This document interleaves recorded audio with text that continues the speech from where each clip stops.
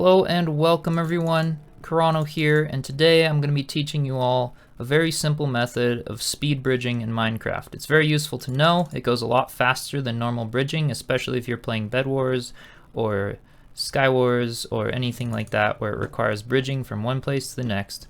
So if you're watching this video, you probably only know how to basically hold down the shift key, hold down right click, and walk backwards so that you don't fall off the block and bridge.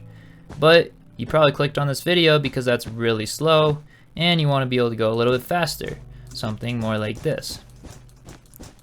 So today I'm going to be teaching you a really simple method of speed bridging. So first of all, if you do just press S and walk backwards, you're going to have to stop doing that, because if you press S, it's actually a lot slower than if you can walk sideways pressing S and D or S and A. It's not a significant difference, but it will speed you up if you learn how to press S and D, or again, if you reverse it, you can press A and S. So the first piece of advice is to get used to bridging by basically pressing S and D and going in a straight line. Or again, pressing A and S and going in a straight line. And the reason for this practice is that it'll give you the right mouse placement to basically, you can see here, if I hold my mouse just off, I'll either scoot up to the top of the block, or if I hold it too low, I'll go to the bottom of the block. You kind of want to find your mouse placement to where you can let go of your mouse and not be moving up or down the block. So for this, any crosshair will do, and you'll basically want to center your crosshair right in the middle of the block. So you can see here, pretty much in the middle. It could be toward the top or toward the bottom, but for everything and just to make things easy, we're just going to center it right in the middle of the block. And as long as you are not moving up or down the block, you can be all the way down here on the block, or you can even be on the top of the block, somewhere up in here. The important part is that you keep your mouse really still and you're not constantly moving around. For this purpose though, I like to just be somewhere in the middle of the block with my crosshair, and middle side to side and middle vertically as well. And then just practice, like I said, bridging this way or the other way. But for the purposes of this video, I'll be holding S and D, and you can see my keystrokes in the upper right corner of the video here. I'm just more comfortable with S and D. I like to face this direction, but if you like using A and S, it's pretty much the same either way.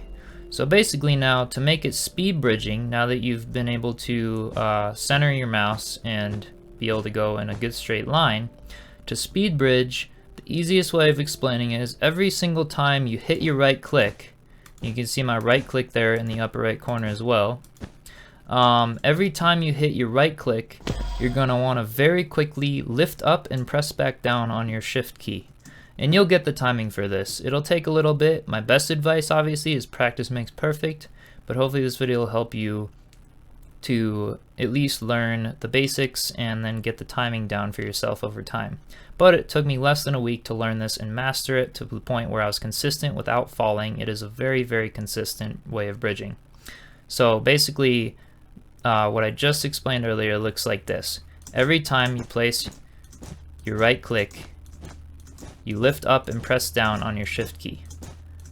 So basically the right click movement is something like this. It's a rhythm. Click, click, click, click, and you can do it however fast feels comfortable for you, but I'd recommend just learning out slow and steady to get the timing right, and then of course you can kind of move a bit faster as you get better.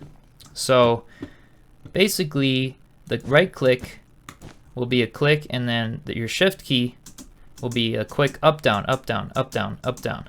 And that you'll basically lift up on your shift key every single time you do the right click. So up down, up down, up down, up down, up down, up down. And it's just this rhythm over and over and over again. And it's really not that hard. You should be able to get it done pretty quick. And then of course this bridging method can eventually lead to a faster bridging method. Some call it ninja bridging, some call it Schnelly bridging, where it's basically when you get the timing down so good that you hold shift at a very minimal rate and you can just tap it and get going really, really, really fast. But basically you have to get the timing down really perfectly for that, because basically if I don't use the shift button at all, I can't click fast enough and I'll just fall off the block.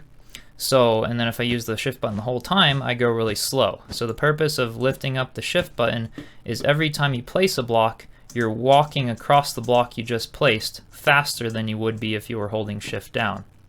So again, it's just all about the timing. I do recommend just watching many people speed bridge, many videos of it, just so you can get the timing in your hands and in your head and muscle memory and everything. It's really, really, really helpful to just watch it over and over again, and then just try it for yourself. You know, try it really slow, line up your crosshair, up, down, up, down, up, down with your shift key, and then eventually you should get it down pretty quickly.